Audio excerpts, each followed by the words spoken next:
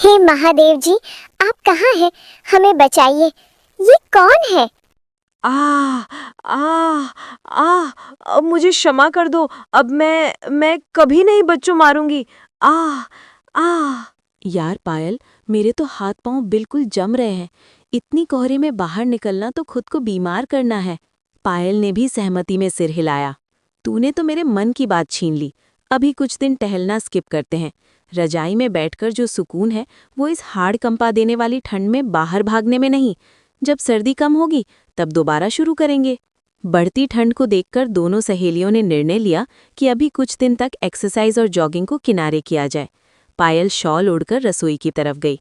रसोई में पहुंचकर पायल ने सबसे पहले आलू निकाले और उन्हें ठंडे पानी की टब में डाल दिया। पानी को हाथ लगाते ही उसके मुंह से सी निकल गई। ओहो, ये पानी है या बर्फ? रूह तक काम गई मेरी। हम बहुओं को सुबह सुबह इतने ठंडे पानी में काम करने के लिए वीरता पुरस्कार मिलना चाहिए। पायल ने ठिठुरते हुए आलू धोए और उन्हें उबलने के लिए कुकर में चढ़ा दिया। जब तक आलू उबल रहे थे उसने आटा गूंथकर तैयार कर लिया। कुकर की सीटी बजी और जैसे ही उसने गर्म गर्म आलू छीलना शुरू किया उसे थोड़ा चैन मिला। चलो, कम से कम इन आलूओं की गर्मी से मेरे हाथ तो कुछ गर्म हुए। आलू मैश करके मसाला तैयार किया गया। एक तरफ अदरक वाली कड़क चाय उबल रही थी और दूसरी तरफ तवे पर देसी घी में आलू के पराठे सिक रहे थे। परिवार के सभी सदस्य मेज पर आ गए। वाह, इस कड़ाके की ठंड में गर्म चाय और गर्मा गर्म आलू के पराठे मिल जाएं तो दिन बन जाता है। पायल के ससुर रमेश जी ने खुश होते हुए कहा। तभी पायल की दादी सास सुमित्रा देवी ने एक निवाला चखा और मुंह बिगाड़कर बोली, पता नहीं क्यों इन पराठों में वो पुराना स्वाद नहीं आ रहा। कल मूली के बने थे वो भी फीके थे। पायल को मन ही मन गुस्सा आया। दादी जी को पता नहीं दुनिया से अलग क्या स्वाद चाहिए। कभी इन्हें मेरे हाथ का खाना पसंद ही नहीं आता, उसने चिढ़कर सोचा। रात का वक्त था। पायल ने बड़े चाव से पालक का साग और मक्के की रोटियां बनाई थीं। जब उसने सबको परोसा तो सुमित्रा देवी फिर बोल पड़ी, अरे ये कैसी सब्जी बनाई है, बिल्कुल बेस्वाद। पायल ने हैरानी से पूछा, क्यों दादी जी, नमक कम है या मिर्च ज़्यादा? नमक मिर्च तो ठीक है, पर तेरे हाथ के खाने में वो सोंधापन नहीं है। पता नहीं कैसे खाना बनाती है, दादी ने ताना मारा। पायल को बहुत बुरा लगा।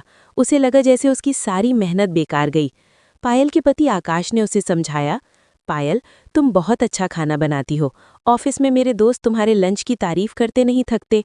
शायद दादी को गांव के देसी चूल्हे की याद आ रही है, इसलिए उन्हें गैस का खाना पसंद नहीं आ रहा। अगले दिन सुबह पायल की सास विमला जी ने उसे रोका। पायल बेटा, आज रसोई में जाने की जरूरत नहीं है। हमारे पास तेरे लिए एक बहुत बड़ा सरप्राइज है। ऊपर छत पर चल। पायल बहुत खुश हुई। उसे लगा शायद उसे कोई नया तोहफा या ज्वेलरी मिलने वाली है। लेकिन जैसे ही वो छत पर पहुंची उसके होश उड़ गए। वहां एक छोटी सी चारपाई पर दादी सास बैठी थीं और उनके पास मिट्टी का एक नया चूल्हा बना हुआ था। यही है तेरा सरप्राइज। अब से तू ऊपर इसी चूल्हे पर खाना बनाएगी। सोंधा स्वाद यहीं से आएगा, विमला जी ने उत्साह से कहा। पायल का चेहरा उतर गया। हे भगवान, सरप्राइज के नाम पर इन्होंने मुझे चूल्हा थमा दिया। इस ठंड में मैं यहाँ ऊपर खाना बनाऊंगी? लेकिन उसके पास कोई चारा नहीं था। उसे नीचे से भारी भरकम परात, कुकर, मसाले और पानी लेकर ऊपर जाना पड़ा।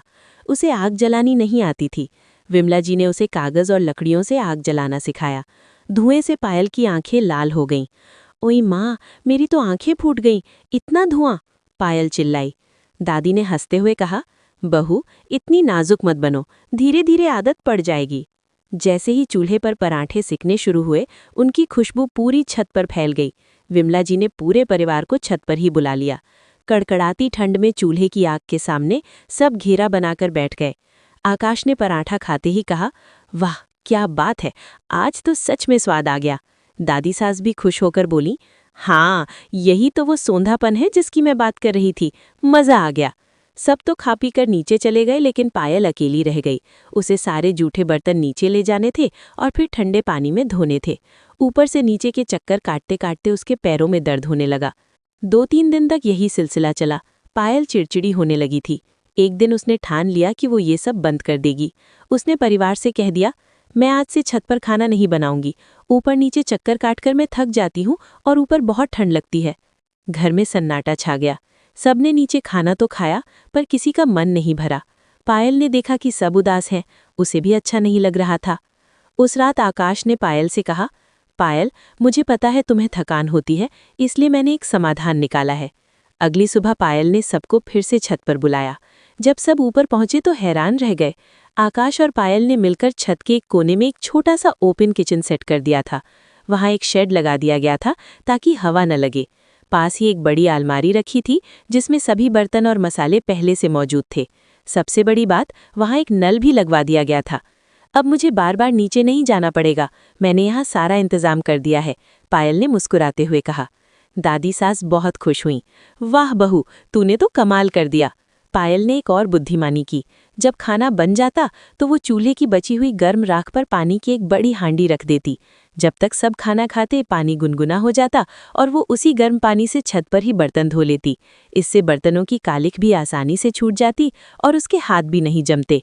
अब हर शाम पूरा परिवार छत पर चूल्हे की आग के पास बैठता, किस्से कहानियां सुनाता और पायल के हाथ के गर्मा गर्म देसी खाने का आनंद लेता।